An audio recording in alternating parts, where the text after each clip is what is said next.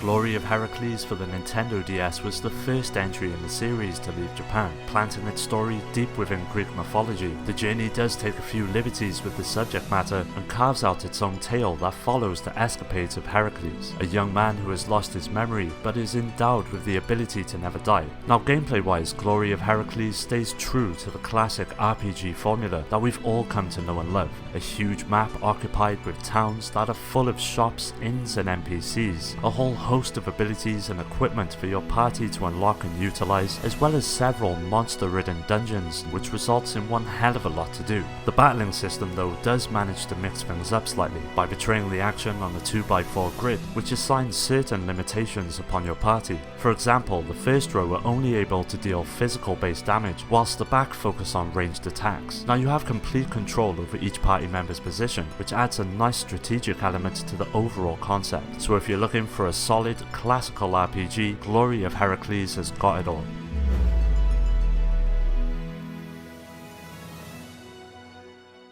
Super Robot Tyson sees players taking on the role of Hacken. As you would expect with most RPGs, you'll find yourself collecting items, weapons and encountering a range of NPCs and enemies that all manage to add a real weight to the experience. But what manages to steal the show is the incredible combat system that is turn-based in nature and sees you linking attacks and cancelling others in order to either do damage or fill up your frontier gauge. Once this gauge is full, it is then possible to unleash devastating special abilities that have the potential to turn the tides of battle in a blink of an eye. Mixing attacks between yourself and party members is also a good strategy that can keep combos going for even longer when you call upon them just at the right time. It's a really innovative system that soon becomes one of the finest aspects of the game. If you're looking for a unique RPG to pass the time with, Super Robot Tyson deserves a look.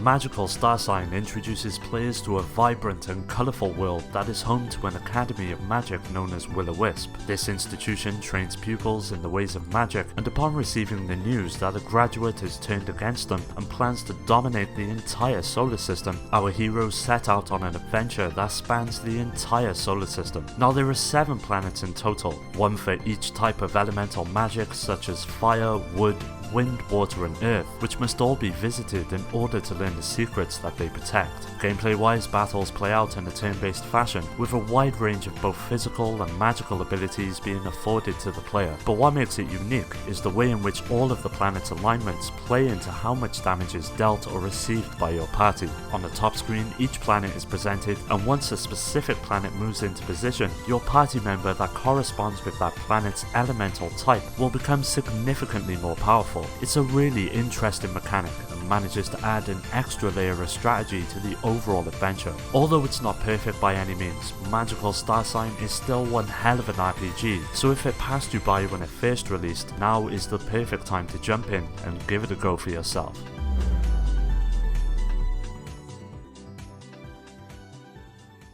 Disgaea on the DS is a port of the PSP title, which itself was a remake of the original PlayStation version of the game. It manages to retain many features that were included, and at the same time adds in a few more to help mix up the action to keep the overall experience feeling fresh. Players take up the role of a young demon who is intent on reclaiming the lost throne of his now deceased father. It's nothing groundbreaking in terms of storytelling, but it manages to serve the on-screen action well and propel the player through the main draw of the game, which is the extremely addictive and rewarding battling system. Essentially a tactical RPG, the player can assign up to 10 characters in which to deploy for each battle. A whole host of options are available in order to overcome opponents, with each character possessing their own unique abilities and attributes, which can be called upon to overcome even the most dire of situations. If you have yet to experience the world of Disgaea, the DS version is the perfect jumping on point for those looking to get into the series.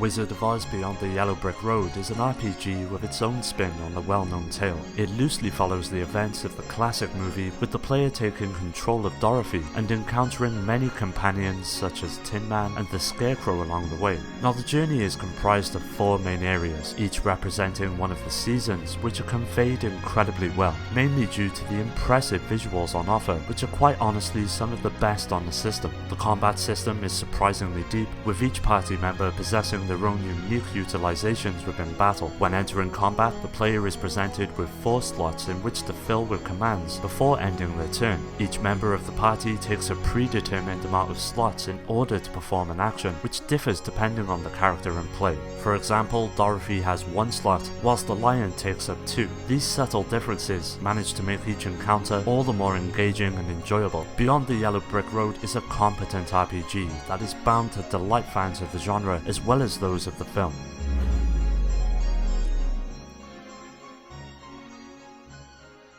For those with fond memories of PSO on the Sega Dreamcast, Phantasy Star Zero will instantly feel familiar, which in no way is a bad thing. Sonic Team did an incredible job of porting over the adventure and manages to retain everything that made the original so compelling. As you would expect due to the nature of the hardware, the visuals do take a bit of a hit, but not to the point of unplayability, and to be honest they do look quite impressive on the small screen. The gameplay setup translates to the unique aspects of the DS quite well, with both movement and actions being mapped to the face buttons, which also facilitate custom setups of spells and abilities. All of this results in a fluid system that serves the action perfectly, but where Phantasy Star Zero truly shines is with the sheer amount of customization, items and equipment that is afforded to the player, which all ties in nicely with the leveling up system that at first can be quite tricky to keep track of, especially for those who may not be used to the series. But if you stick with it, Phantasy Star Zero is an RPG that truly delivers.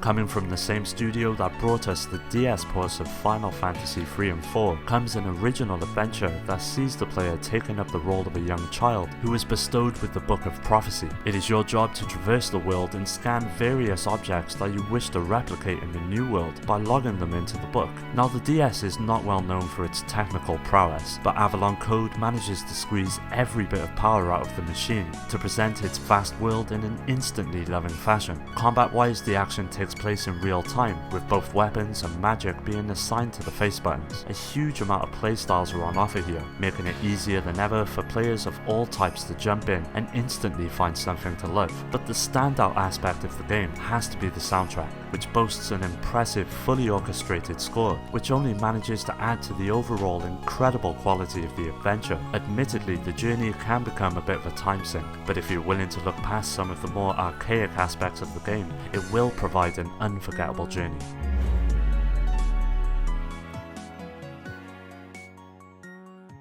Monsters Joker is a spin-off series of the popular JRPG franchise Dragon Quest. This was the first time in the series it was presented in 3D, adding a new perspective to the action and a way in which the game could portray the atmosphere of its world in a slightly more believable way. Taking place in a region known as Green Bays, there are 7 islands that make up the area as a whole, but also several hidden areas for the player to stumble upon. The battling system remains largely untouched from the previous iterations of the game, with up to 3 monsters being able to be controlled at any one time, but where it largely differs is with the introduction of a skill set system, allowing you to invest in specific attributes of each monster in order to develop them further. If you've never played this series before, now is the perfect time to jump in and give it a go for yourself.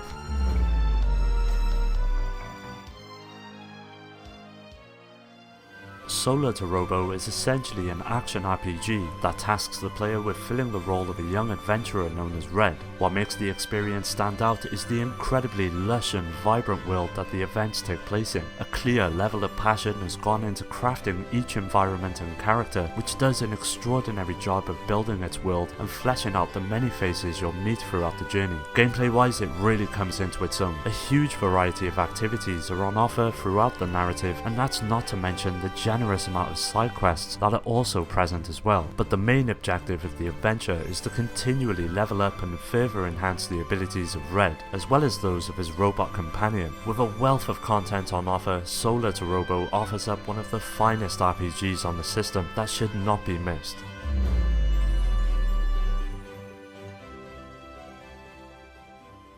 Radiant Historia sees the player taking up the role of Stock, a young man who is intent on bringing an end to a war that has engulfed his kingdom. Gameplay wise, Radiant Historia is one to remember. The battling system is truly engaging and rewarding. It is turn-based in nature, but manages to provide a fresh take on the common trope. With the inclusion of a 3x3 grid, certain formations or alignments of enemies on the field have a chance to greatly enhance the stats of each of them, which can become a huge problem rather quickly. But to counteract this, players can attain certain skills that have the power to alter the formation in which the enemies lie. It manages to really add to the tension of each battle, and with the range of both magical and physical based attacks at your disposal, it really is one of the most exciting aspects of the adventure. Now you can expect the game to last you around 40 to 50 hours, so if you're looking for an RPG to get stuck into on the DS, Radiant Historia deserves a look.